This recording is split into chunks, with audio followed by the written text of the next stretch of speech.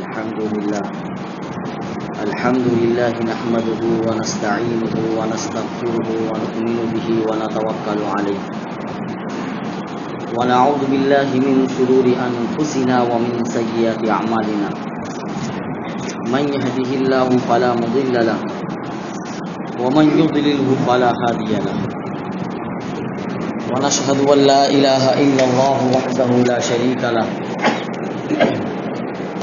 ونشهد أن سيدنا ومولانا محمدا عبده ورسوله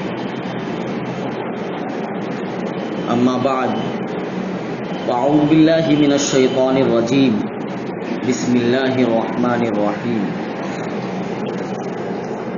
ولا تحسبن الذين قتلوا في سبيل الله أمواتا بل أحياء عند ربهم يرزقون وقال تعالى في موضع آخر ولا تقولوا لمن يقتل في سبيل الله أموات بل أحياء ولكن لا يشعرون قال النبي صلى الله عليه وسلم لوددت أن أقتل في سبيل الله ثم أحيا ثم أقتل ثم أحيا ثم أقتل أو كما قال عليه الصلاة والسلام صدق الله المولانا العظيم وصدق رسوله النبي الكريم ونحن على ذلك لمن الشاهدين والشاكرين والحمد لله رب العالمين.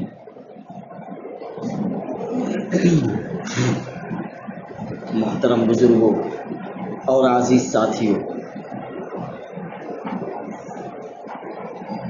ہمارے دین کی یہ تعلیم ہے کہ وہ انسان بہت خوش نصیب ہے جس نے اپنی جان کو اور اپنی مال کو اللہ کے حکموں کے مطابق استعمال کیا.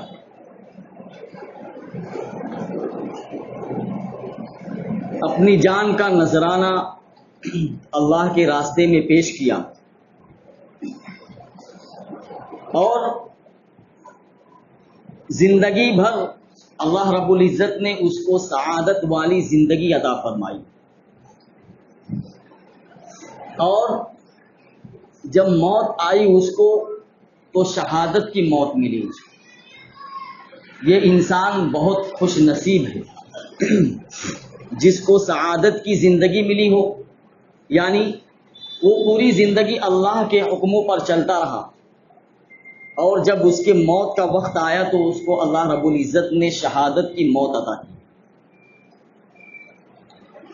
یہی وجہ ہے کہ اللہ کے رسول صلی اللہ علیہ وسلم روایتوں کے اندر آتا ہے، جیسا کہ میں نے ابھی خطبے کے اندر حدیث پڑھی ہے،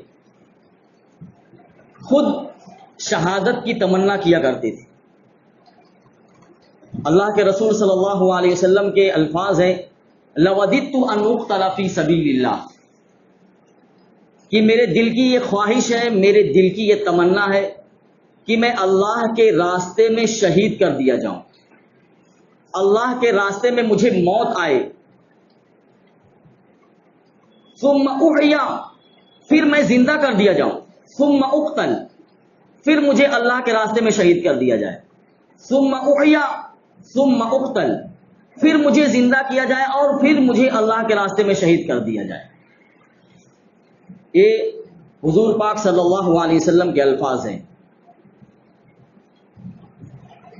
تو شہادت بہت اونچا مقام ہے، اس کی تمنا تو سرکار دو عالم صلی اللہ علیہ وسلم نے خود کی ہے. شہادت کوئی غم کی چیز نہیں ہے یا شہادت کوئی ماتم کی چیز نہیں. شہادت اگر حاصل ہو گئی تو انسان کو فخر حاصل کرنا چاہیے کہ میرے جس کے نقش قدم پر میں چل رہا ہوں اس نے شہادت کی زندگی حاصل کی ہے اور اس کو اللہ رب العزت نے شہادت کی موت عطا کی ہے. صحابہ کرام رضی اللہ عنہم شہادت کے اتنے حریص تھے کہ ہر وقت اللہ رب العزت سے اللہ کے راستے میں شہید ہونے کے فضائل سننے کے بعد وہ یہ دعا کیا کرتے تھے کہ اللہ اپنے راستے کی موت ہمیں عطا فرمائے۔ حضرت فاروق اعظم رضی اللہ تعالی عنہ جو جلیل القدر صحابی ہیں اور خلفائے راشدین میں سے ہیں، اور ان کا مقام و مرتبہ بہت بلند ہے۔ فاروق اعظم رضی اللہ تعالی عنہ کی شخصیت کوئی معمولی شخصیت نہیں ہے۔ اللہ کے رسول صلی اللہ علیہ وسلم نے خود اپنی زبان مبارک سے ان کے لیے، ان کے ایمان کے لیے دعا فرمائی، اور اللہ کے رسول صلی اللہ علیہ وسلم نے اپنی زبان مبارک سے یہ فرمایا کہ اللہ نے حق کو عمر کی زبان پر جاری کر دیا ہے، یعنی حق بات کو عمر کی زبان اور اس کے دل پر جاری کر دیا ہے۔ اور اللہ کے رسول صلی اللہ علیہ وسلم نے حضرت عمر فاروق رضی اللہ تعالیٰ عنہ کے بارے میں فرمایا ان اللہ ینطق بلسان عمر، اللہ عمر کی زبان سے بولتا ہے۔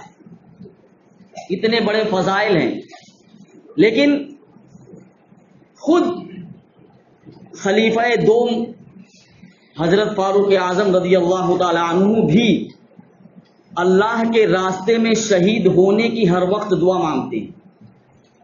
اپنی دعاؤں میں یہ ضرور مانگتے ہیں کہ اللہم انی اسألک شہادتا فی سبیلک و وفاتا فی بلدی رسولک و موتا فی بلدی رسولک۔ جب بھی دعا مانگتے ہیں اپنی دعاؤں میں یہ ضرور کہتے ہیں کہ اے اللہ مجھے اپنے راستے کی شہادت عطا فرما، اور نمبر 2 مجھے اپنے محبوب کے شہر میں وفات دے، یعنی میری موت اگر آئے تو تیرے محبوب صلی اللہ علیہ وسلم کے شہر مدینہ میں میری موت آئے۔ یہ 2 دعائیں آپ مانگا کرتے تھے۔ آپ کے دور خلافت میں مدینہ منورہ جو تھا وہ اسلام کی پوری چھاونی بنا ہوا تھا، اسلام کا پورا مرکز تھا، اور بہت لمبے رقبے تک اسلام کی سلطنت تھی۔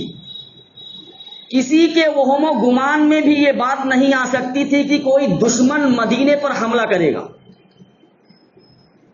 ظاہر سی بات ہے، حضرت فاروق اعظم رضی اللہ تعالی عنہ کی دعا کے 2 جز ہیں۔ کیا ہے؟ پہلا جز ہے کہ اے اللہ مجھے اپنے راستے کی شہادت، اپنے راستے میں مجھے موت عطا کر، اور نمبر 2 اپنے محبوب صلی اللہ علیہ وسلم کے شہر یعنی مدینہ میں میری موت آئے۔ بظاہر یہ دونوں دعا جو ہے آپس میں مخالف ہیں۔ کیوں؟ اس وجہ سے کہ مدینہ منورہ اس وقت پوری اسلام کی چھاونی، اسلام کا مرکز بنا ہوا ہے، کسی دشمن کے حملہ کرنے کا ذرہ برابر بھی امکان نہیں ہے۔ تو یہ کیسے ہو سکتا ہے کہ شہادت بھی ملے اور مدینہ منورہ میں شہادت ملے آپ کو؟ لیکن اللہ رب العزت نے آپ کی دعا کو قبول کیا، اور دونوں دعائیں آپ کی قبول ہو گئی۔ فاروق اعظم رضی اللہ تعالی عنہ نے جو دعا اللہ رب العزت سے مانگی تھی، اللہ رب العزت کی بارگاہ میں قبولیت ہو گئی اس کی۔ فجر کی نماز میں ابو لولو مجوسی، فیروز ابو لولو مجوسی جو تھا، اس نے فاروق اعظم رضی اللہ تعالی عنہ پر فجر کی نماز میں خنجر سے حملہ کر کے شہید کر دیا۔ یہ ابو لولو مجوسی جو تھا وہ مغیرہ ابن شعبہ رضی اللہ تعالی عنہ کا غلام تھا، اور فاروق اعظم رضی اللہ تعالی عنہ کا یہ اصول تھا کہ مدینہ منورہ میں کسی بالغ کافر کو رہنے کی اجازت نہیں تھی، کوئی بھی بالغ کافر مدینہ منورہ میں نہیں رہ سکتا تھا۔ لیکن یہ فیروز ابو لولو مجوسی جو تھا یہ کافر ہے، مجوسی ہے۔ مغیرہ ابن شعبہ رضی اللہ تعالی عنہ کی درخواست پر عمر فاروق رضی اللہ تعالی عنہ نے اس کو مدینے میں رہنے کی اجازت دے دی تھی۔ مغیرہ ابن شعبہ رضی اللہ تعالیٰ عنہ نے کہا کہ امیر المومنین یہ بہت ماہر شخص ہے، اس کے اندر بہت مہارت ہے، یہ بہت سی چیزوں کو بنانا جانتا ہے، اس کے اندر نقاشی بھی ہے، نجاری بھی ہے، اور یہ قسم قسم کی نقش و نگار کی چیزیں جو ہے بناتا ہے. آپ اس کے فن کو دیکھیں گے تو خود تعجب کرنے لگیں گے. لہذا اس کی فنکاری کو دیکھتے ہوئے مغیرہ ابن شعبہ رضی اللہ تعالیٰ عنہ کی درخواست پر عمر فاروق رضی اللہ تعالیٰ عنہ نے اس کو رہنے کی مدینے میں اجازت دے دی تھی. لیکن ایک مرتبہ یہی ابو لولو مجوسی فاروق اعظم رضی اللہ تعالیٰ عنہ کے پاس پہنچا اور اس نے کہا کہ میرا آقا جو ہے، مغیرہ ابن شعبہ کے بارے میں کہا، چونکہ انہی کا غلام تھا، کہا کہ میرا آقا مجھ سے بہت زیادہ ٹیکس وصول کرتا ہے، آپ ان سے کہہ کر کچھ ٹیکس کم کروا دیجیے. فاروق اعظم رضی اللہ تعالیٰ عنہ نے کہا کتنا ٹیکس دیتے ہو، تم کتنا محصول ادا کرتے ہو اپنے آقا کو؟ کہا 2 درہم ادا کرتا ہوں. کہا تمہارے اندر کیا کیا فن ہے؟ تو اس نے بتایا کہ میرے اندر نقاشی بھی ہے، نجاری بھی ہے، میں بہت سارے فن کو جانتا ہوں. کہا تمہارے فن کو دیکھتے ہوئے جو تمہارے آقا نے تمہارے اوپر ٹیکس مقرر کیا ہے وہ زائد نہیں ہے بلکہ کم ہی ہے، وہ اس لیے میں تمہارے آقا کو مجبور نہیں کر سکتا ہوں.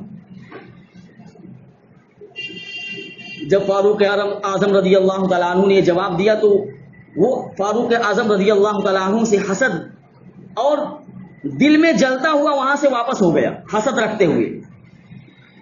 اور وہ سوچ رہا تھا کہ میری بات انہوں نے نہیں سنی، اس وجہ سے اس کے دل میں فاروق اعظم رضی اللہ تعالیٰ عنہ کے خلاف دشمنی پیدا ہو گئی اور اس نے دل میں ارادہ کیا کہ میں ان کو ضرور قتل کروں گا، یعنی شہید کروں گا.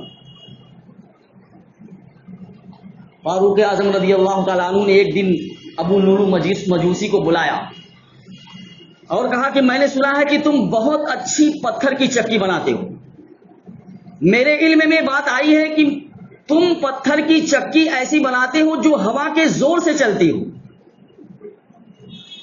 میں تم سے درخواست کرتا ہوں کہ میرے لیے بھی ایک چکی ویسے ہی بنا کر دو. ابو لولو مجوسی نے کہا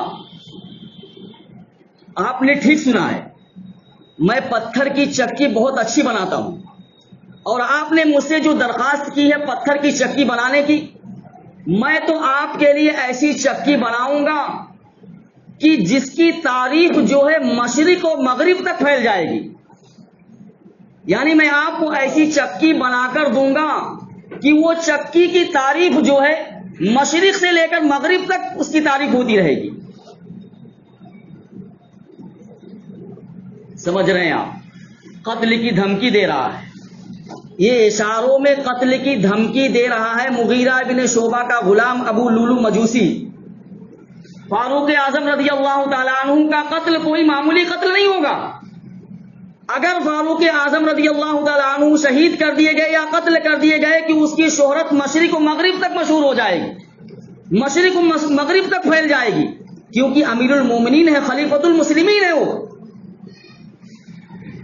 جب وہ چلا گیا تو فاروق اعظم رضی اللہ تعالیٰ عنہ نے اپنی بصیرت سے بھانپ لیا تھا کہ اس نے مجھے قتل کی دھمکی دی ہے. اپنے ساتھیوں سے کہا کہ اس غلام نے مجھے قتل کی دھمکی دی ہے. اور آخر وہی ہوا جو عمر فاروق رضی اللہ تعالیٰ عنہ نے کہا تھا. ابو لولو مجوسی فجر کی نماز میں اپنے ازار کے اندر خنجر کو چھپا کر زہر میں بجھا کر لائے ہوئے خنجر کو چھپا کر مسلمانوں کی صفوں میں کھڑا ہو گیا. فجر کی نماز پڑھانے کے لیے امیر المومنین عمر فاروق رضی اللہ تعالیٰ عنہ جیسے ہی مصلی پر آئے، صفوں کو درست کرانے کے بعد آپ نے جیسے ہی نماز شروع کی، ابو لولو مجوسی نے فوراً ان پر حملہ کر دیا. خنجر سے 6 وار کر دیے. ایک وار تو آپ کے ناف کے قریب لگ گیا، پیٹ پہ لگا اور پیٹ پھٹ گیا، فوراً مصلی پر گر پڑے. لیکن اس حالت میں بھی عمر فاروق رضی اللہ تعالی عنہ نے نماز مکمل کرانے کے لیے جو سب میں عبد الرحمن بن عوف رضی اللہ تعالیٰ عنہ صحابی تھے ان کو پکڑ کر آگے کر دیا، اشارے سے اشارہ کیا اور کہا کہ آپ نماز مکمل کرائیے. اس کے بعد نماز مکمل ہوئی. عمر فاروق رضی اللہ تعالیٰ عنہ کو ان کے گھر پہنچایا گیا. طبیب مدینے کے جو تھے، ڈاکٹر، حکیم، وہ سب بلائے گئے انہوں نے عمر فاروق رضی اللہ تعالیٰ عنہ کو جیسے ہی دوا پلائی تو پیٹ کے راستے سے باہر آ گئی. ذی الحجہ کی آخری تاریخوں میں حملہ کیا گیا اور یکم محرم الحرام کو عمر فاروق رضی اللہ تعالیٰ عنہ کی شہادت ہوئی ہے. جب شہادت کا وقت قریب آیا، جب طبیبوں نے ان کو دوا پلایا تو دوا پیٹ سے باہر آ گئی. عمر فاروق رضی اللہ تعالیٰ عنہ کو طبیبوں نے کہہ دیا کہ اب ان کے موت کا وقت قریب آ گیا ہے، اب ان کا بچنا مشکل ہے. فاروق اعظم رضی اللہ تعالیٰ عنہ نے جب محسوس کر لیا کہ میرا انتقال یقینی ہے تو اپنے بیٹے عبداللہ ابن عمر کو بلایا اور کہا کہ جا کر ام المومنین حضرت عائشہ صدیقہ رضی اللہ تعالی عنہا سے کہہ دو کہ میرا باپ عمر فاروق آپ کو سلام پیش کرتا ہے اور آپ کے حجرے میں جو جگہ باقی ہے اس حجرے میں دفن ہونے کی اجازت چاہتا ہے، کیونکہ میرے دونوں ساتھی اس حجرے کے اندر دفن ہیں، اللہ کے رسول صلی اللہ علیہ وسلم اور ابو بکر صدیق رضی اللہ تعالی عنہ. کہا کہ عمر اپنے دونوں ساتھیوں کے پہلو میں دفن ہونے کی اجازت چاہتا ہے. مجھے معلوم ہے کہ یہ جگہ آپ نے اپنے لیے مخصوص کر رکھی ہے، یہ جگہ آپ کے لیے ہے، یہ آپ کا حجرہ ہے، آپ کی جگہ ہے. اگر آپ اجازت دیں تو میری لاش کو یہاں دفن کر دیا جائے. اگر آپ نہیں اجازت دیتی ہیں تو مجھے عام مسلمانوں کے قبرستان جنت البقیع کے اندر دفن کر دیا جائے. فاروق اعظم رضی اللہ تعالیٰ عنہ کے صاحبزادے عبداللہ ابن عمر عائشہ صدیقہ رضی اللہ تعالیٰ عنہ کے پاس پہنچے اور سلام عرض کیا اور دیکھا کہ حضرت عائشہ صدیقہ رضی اللہ تعالیٰ عنہ رو رہی ہیں، کیونکہ عمر فاروق رضی اللہ تعالیٰ عنہ کی موت یقینی ہے، اس کی خبر ان کو پہنچ گئی تھی کہ دوا پیٹ کے اندر رک نہیں رہی ہے، لہذا اب عمر فاروق رضی اللہ تعالیٰ عنہ کی شہادت بالکل یقینی ہے. عمر فاروق رضی اللہ تعالیٰ عنہ کی جدائی کے غم میں عائشہ صدیقہ رضی اللہ تعالیٰ عنہ کی آنکھوں سے آنسو جاری ہیں. عبداللہ ابن عمر رضی اللہ تعالیٰ عنہ نے آ کر عرض کیا کہ امیر المومنین عمر فاروق رضی اللہ تعالیٰ عنہ یعنی میرے ابو جان نے آپ سے یہ درخواست کی ہے، آپ کو سلام عرض کیا ہے اور آپ سے درخواست کی ہے کہ اگر آپ اجازت دیں تو میں اپنے دونوں محبوب یعنی دونوں ساتھیوں کے پہلو میں دفن ہونا چاہتا ہوں. عائشہ صدیقہ رضی اللہ تعالی عنہا نے جب یہ سنا تو انہوں نے کہا کہ یہ جگہ بخدا میں نے اپنے لیے متعین کر رکھی تھی، لیکن عمر فاروق رضی اللہ تعالی عنہ کی ذات ایسی نہیں ہے کہ جس کے متعلق انکار کیا جائے. عمر فاروق رضی اللہ تعالی عنہ کو میں اپنی ذات پر ترجیح دیتی ہوں اور ان کے مرنے کے بعد میرے اس حجرے میں جو میری جگہ اپنے لیے میں نے مخصوص کر رکھی تھی، کیونکہ ایک میرے باپ ہیں اور ایک میرے شوہر ہیں، ایک میرے شوہر ہیں اور ایک میرے باپ ہیں، میں انہی کے پہلو میں دفن ہونا چاہتی تھی. لیکن عمر فاروق رضی اللہ تعالیٰ عنہ کی اس درخواست پر میں اپنی ذات پر عمر کو ترجیح دے رہی ہوں. عمر فاروق رضی اللہ تعالیٰ عنہ کو اس حجرے میں دفن کر دیا جائے. عبداللہ ابن عمر رضی اللہ تعالیٰ عنہ واپس آئے اور اپنے باپ کو کہا کہ ام المومنین حضرت عائشہ صدیقہ رضی اللہ تعالیٰ عنہ نے دفن ہونے کی اجازت دے دی.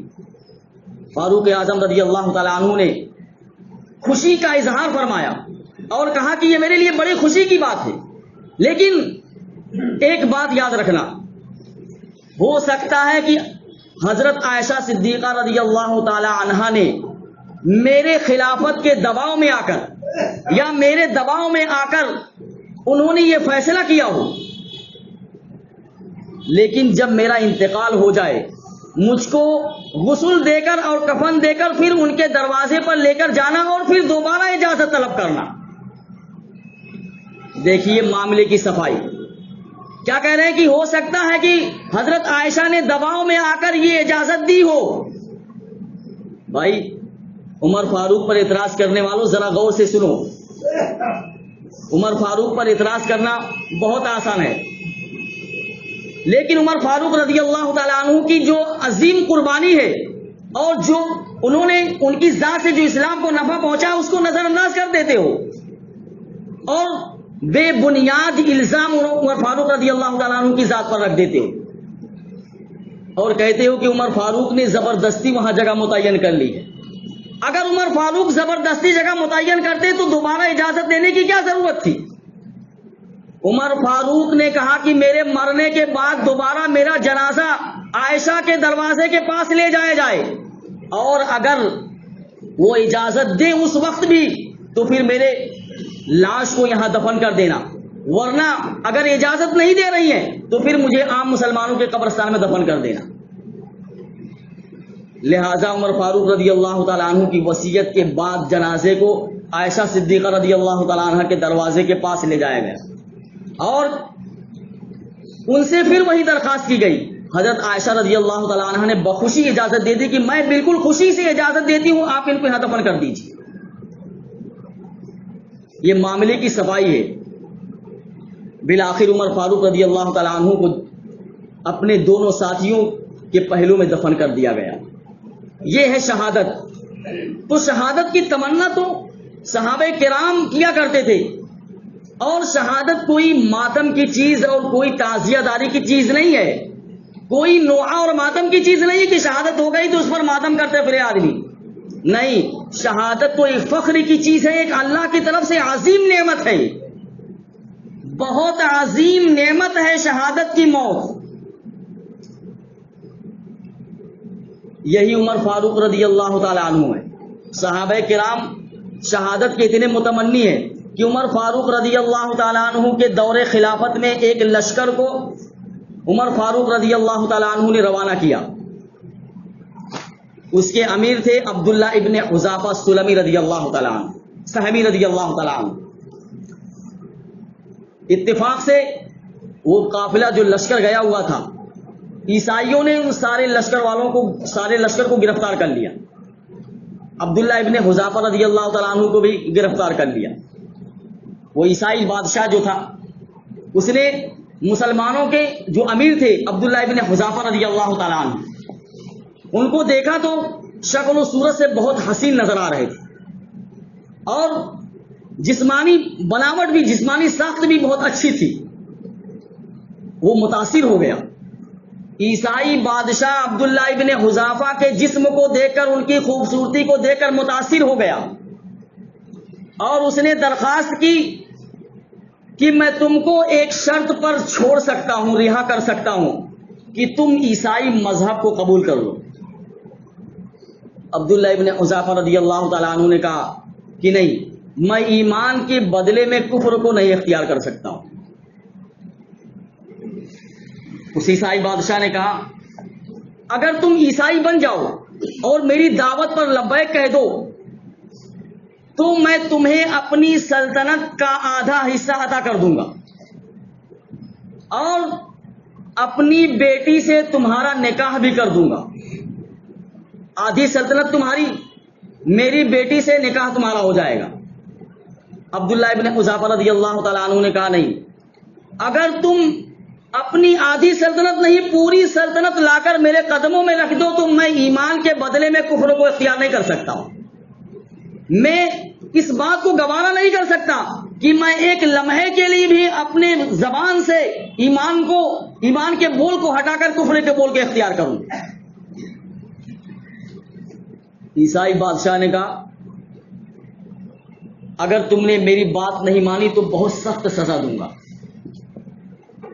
عبداللہ ابن حذافہ رضی اللہ تعالیٰ عنہ نے کہا جو تم سے بن پڑتا ہے ہو سکتا ہے کر لو، لیکن میں ایمان کو نہیں چھوڑ سکتا ہوں.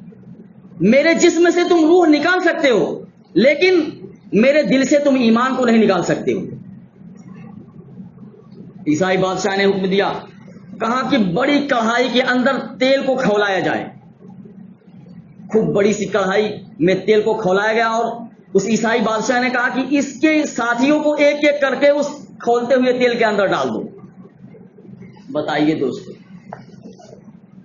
تیل کھولتا ہوا اور اس میں کسی انسان کے جسم کو ڈال دیا جائے تو تصور کرتے ہی جسم کے رونگٹے کھڑے ہو جاتے ہیں، اور جس انسان کو اس میں ڈالا جائے اس کی کیا کیفیت ہوگی. عیسائی بادشاہ نے کہا کہ اس کے ساتھیوں کو ایک ایک کر کے اس کھولتے ہوئے تیل کی کڑھائی میں ڈال دو. ایک ایک ساتھی کو تیل کی کڑھائی کے اندر ڈال دیا تھا.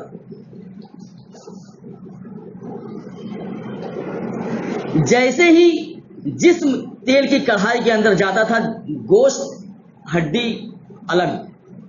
ظاہر سی بات آپ خود ہی محسوس کر لیجیے.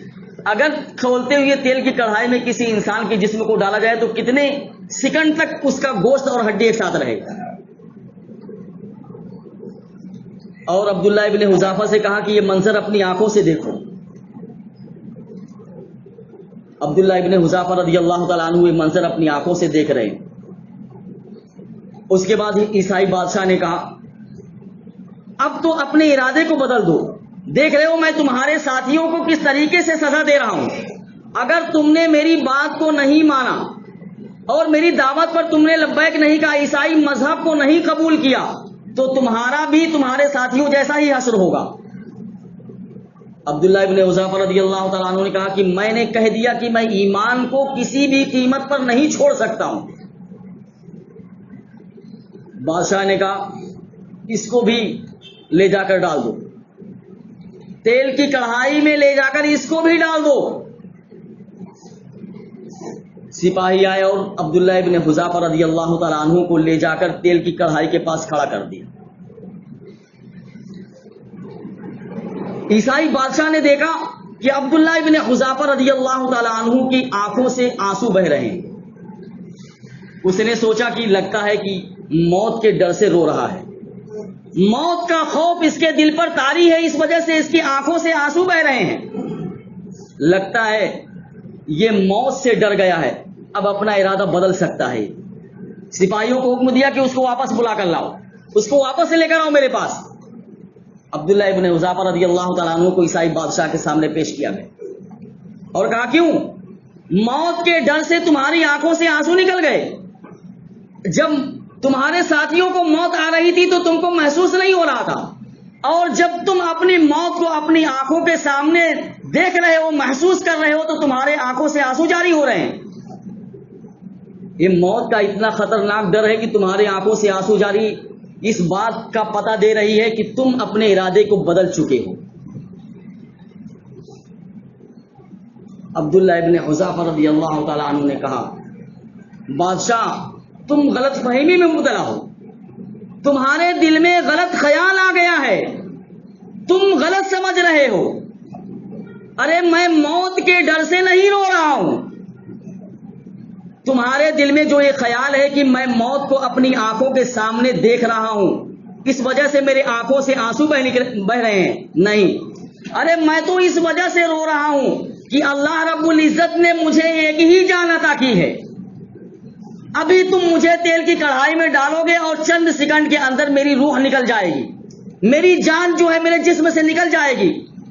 میں تو یہ تمنا کرتا ہوں, میں اس بات پر رو رہا ہوں کہ اللہ رب العزت میرے جسم کے اوپر جتنے بال ہیں اتنی جان مجھے دیتا, اور ایک ایک کر کے تم مجھ کو تیل میں ڈالتے جاتے اور ایک ایک جان میرے جسم سے نکلتی جاتی.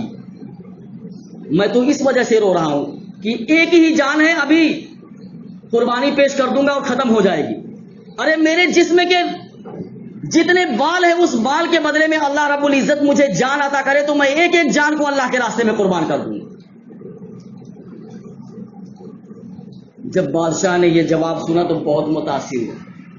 کہا بہت بہادر معلوم ہوتے ہو. کہا میں تم کو ایک شرط پر چھوڑ سکتا ہوں. تمہارے جواب نے مجھ کو میرے دل کو متاثر کر دیا ہے. تم اتنے جری اور بہادر انسان ہو کہ اپنے ایمان کو نہیں چھوڑ رہے ہو, موت کو اپنے سامنے دیکھ رہے ہو, پھر بھی تم میری پیشانی پر بوسہ لے لو, میں تم کو رہا کر دوں گا. عبداللہ ابن حذافہ رضی اللہ تعالیٰ عنہ نے کہا میں ایک شرط پر تمہاری پیشانی کا بوسہ لے سکتا ہوں, تم یہ وعدہ کرو کہ میرے اور ساتھیوں کو تم رہا کر دو گے. عیسائی بادشاہ نے کہا وعدہ ہے, میں تمہارے سارے ساتھیوں کو رہا کر دوں گا. عبداللہ ابن حذافہ رضی اللہ تعالیٰ عنہ نے عیسائی بادشاہ کی پیشانی پر بوسہ دیا اور اپنے ساتھیوں کو رہا کرا کر مدینہ منورہ لے آئے. اور فاروق اعظم رضی اللہ تعالیٰ عنہ کے دربار میں پہنچ کر سارا واقعہ بیان کر دیا. فاروق اعظم رضی اللہ تعالیٰ عنہ اپنی جگہ سے اٹھ گئے اور کہا کہ عبداللہ ابن حذافہ رضی اللہ تعالیٰ عنہ نے اپنے ساتھیوں کی جان کی حفاظت کی ہے. اس عیسائی بادشاہ کے پیشانی کو چوم کر تم سب پر لازم ہے تم عبداللہ ابن حذافہ کے پیشانی کو بوسہ دو. اور سب سے پہلے میں ابتدا کرتا ہوں عبداللہ ابن حذافہ کی پیشانی کو بوسہ دینے کے لیے. عمر بن خطاب رضی اللہ تعالیٰ عنہ آگے بڑھے اور عبداللہ ابن حذافہ کی پیشانی کو چوم لیا. تو یہ صحابہ کرام، موت آنکھوں کے سامنے ہے لیکن موت سے کوئی ڈر نہیں ہے. اللہ کے راستے میں شہادت چاہتے ہیں کہ کسی بھی طریقے سے اللہ کے راستے میں موت آ جائے. خالد بن ولید کے بارے میں مشہور ہے، کتابوں کے اندر ان کی سیرت کے اندر لکھا ہوا ہے کہ وہ جب جنگ کے اندر جاتے تھے تو ایسی ایسی جگہوں پر جاتے تھے جہاں یہ امکان ہوتا تھا کہ یہاں مجھ کو شہادت حاصل ہو جائے گی یقینی طور پر. جہاں کافروں کا مجمع ہوتا تھا، جہاں دشمن مقابلے کا زیادہ امکان ہوتا تھا، اسی جگہ پہ جاتے تھے. لیکن اللہ رب العزت نے ان کو شہادت کی موت نہیں دی. اللہ رب العزت نے ان کو طبعی موت یعنی بستر مرگ پر ان کو موت آئی. اور خالد بن ولید کا جب انتقال ہونے لگا تو انہوں نے کہا کہ میرے جسم کا کوئی حصہ ایسا نہیں ہے جہاں تیر، تلوار اور نیزے کے زخم نہ ہو. میں ہمیشہ یہ تمنا کرتا رہا کہ اللہ کے راستے میں مجھے موت آ جائے، لیکن اتنے زخم لگنے کے باوجود بھی مجھے اللہ کے راستے میں موت نہیں آئی. تم موت کے ڈر سے، موت کے خوف سے اللہ کے راستے میں جہاد کرنے سے مت رکنا، کبھی بھی بزدلی مت دکھانا، کیونکہ اگر موت بستر پر لکھی ہوگی تو بستر پر آئے گی اور میدان جہاد میں لکھی ہوگی تو میدان جہاد میں آئے گی. اور جب بادشاہ کو آپ خط روانہ کرتے تھے یا جب مقابلے کے لیے جاتے تھے تو بادشاہ کو یہ پیغام پہنچاتے تھے کہ جس طریقے سے تمہیں شراب محبوب ہے، جس طریقے سے تم شراب کو اپنا محبوب سمجھتے ہو، اس طریقے سے ہم اللہ کے راستے میں موت کو محبوب سمجھتے ہیں. جس طریقے سے تمہیں شراب پسندیدہ ہے ایسے ہی اللہ کے راستے میں ہمیں موت پسندیدہ ہے. اللہ کے رسول صلی اللہ علیہ وسلم نے ان کے بارے میں فرمایا تھا سیف من سیوف اللہ، یہ اللہ کی تلوار میں سے ایک تلوار ہے. اللہ کے راستے میں اتنا جہاد کرنے کے باوجود بھی خالد بن ولید کو شہادت نہیں ملی. اس کی وجہ کیا ہے؟ اس کی وجہ علماء نے یہ لکھی ہے کہ اللہ کے رسول صلی اللہ علیہ وسلم نے جب اپنے زبان مبارک سے ان کو یہ تمغہ، یہ انعام دے دیا کہ یہ سیف من سیوف اللہ ہے، اللہ کی تلوار میں سے ایک تلوار ہے، اگر ان کو میدان جہاد میں شہادت حاصل ہو جاتی تو لوگوں میں یہ خبر یہ مشہور ہو جاتی کہ اللہ کی تلوار ٹوٹ گئی، اور اللہ کی تلوار ٹوٹا نہیں کرتی. جب ان کو یہ اعزاز ملا ہے کہ یہ اللہ کی تلوار ہے تو اللہ کی تلوار کبھی نہیں ٹوٹتی ہے، چاہے وہ میدان جہاد میں ہو، چاہے دشمنوں کے نردے میں ہو، کہیں بھی ہو، اللہ کی تلوار کبھی بھی نہیں ٹوٹے گی. اس لیے میدان جہاد میں ان کو کوئی بھی شہید نہیں کر سکا. تو دوستو، شہادت اسی محرم الحرام کے مہینے میں بھی بتایا کہ حسین رضی اللہ تعالیٰ عنہ کی شہادت ہوئی. کوئی ماتم کی چیز تھوڑی نہ ہے. ارے آج دنیا میں تو شہادت حسین کے نام پر پتہ نہیں کیا کیا خرافات پال لیے گئے. شہادت فخر کی چیز ہے. شہادت کوئی ماتم اور نوحہ کرنے کی چیز نہیں ہے. شہادت اگر حاصل ہو گئی تو ہمارے لیے فخر کی چیز ہے کہ ہمارے آبا و اجداد اور ہمارے بڑوں نے شہادت کی زندگی حاصل کی ہے.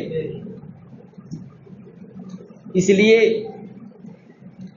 یہ سمجھنا کہ قتل حسین یا شہادت حسین یہ بہت بڑا، یقیناً بہت بڑا غمناک اور المناک واقعہ ہے، لیکن اس سے جو ہے کوئی یہ ثابت تھوڑی نہ ہوتا ہے کہ یہ شہادت ہو گئی تو اب ان کے اوپر ماتم کیا جائے.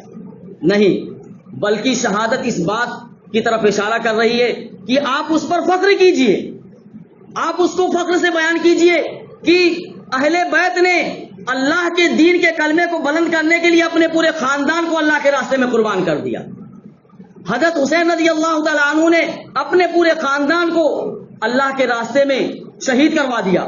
لیکن حضرت حسین رضی اللہ تعالیٰ عنہ نے باطل کے سامنے اپنے گھٹنے کو نہیں ٹیکا. باطل کے سامنے حضرت حسین رضی اللہ تعالیٰ عنہ نے اپنے سر کو خم نہیں کیا.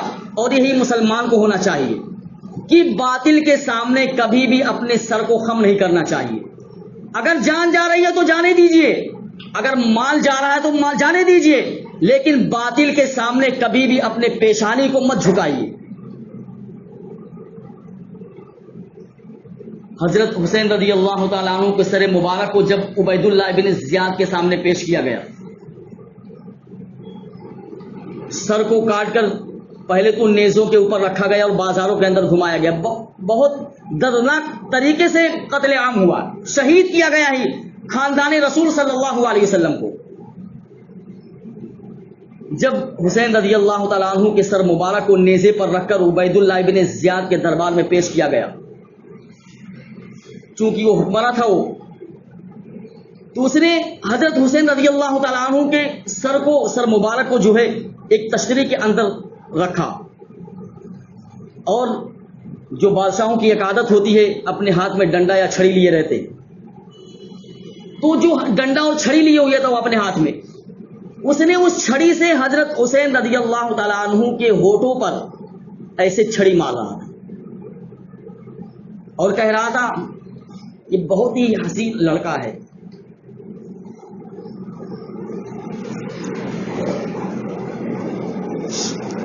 بہت خوبصورت لڑکا ہے, اس نے اپنی موت کو خود دعوت دی ہے. اور فخر سے جو ہے اس چھڑی کو حضرت حسین رضی اللہ تعالیٰ عنہ کے ہونٹوں پر چلا رہا تھا.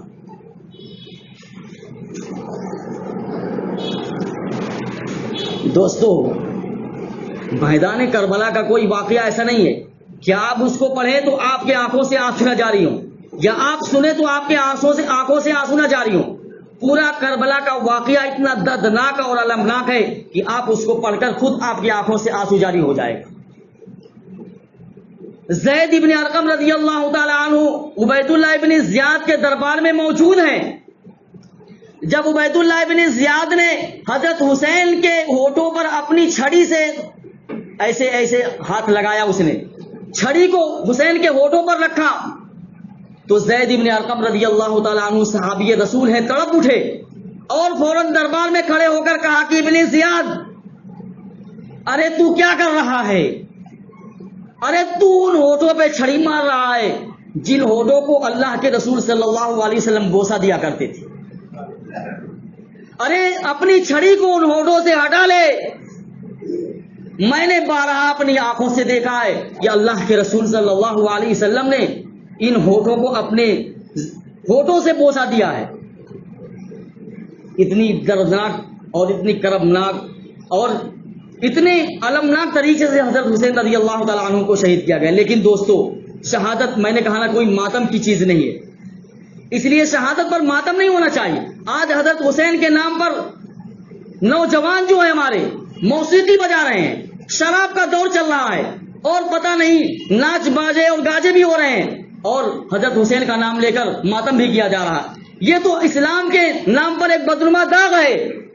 ہمارے اسلاف نے جو قربانی دی ہے اللہ کے نام پر, یہ تم ان کو بدنام کرنے کی کوشش کر رہے ہو. اسلام نے یہ تعلیم نہیں دی ہے. اگر ہر ایک شہید کا ماتم کیا جائے گا تو آپ پوری تاریخ کھنگال لیجئے, کوئی بھی دن اور کوئی بھی مہینہ ایسا نہیں ہوگا جس میں اسلام کے سپوتوں نے اسلام کے لیے قربانی نہ پیش کی ہو. اس لیے میں آپ سے گزارش کرتا ہوں کہ شہادت حسین کے نام پر جو خرافات ہو رہی ہے اس خرافات کو بند کیجئے, اور یہ محسوس کیجئے کہ واقعتاً حضرت حسین رضی اللہ تعالیٰ عنہ کے خاندان والوں نے باطل کے سامنے اپنے پیشانی کو خم نہیں کیا, اور جب بھی ایسا موقع کبھی آئے گا ہم بھی باطل کے سامنے کبھی بھی اپنی پیشانی کو خم نہیں کریں گے, اور کبھی بھی اپنے سر کو باطل کے سامنے نہیں جھکنے دیں گے. اللہ رب العزت مجھے بھی اور آپ کو عمل کرنے کی توفیق عطا فرمائے. ایک اعلان ہے کہ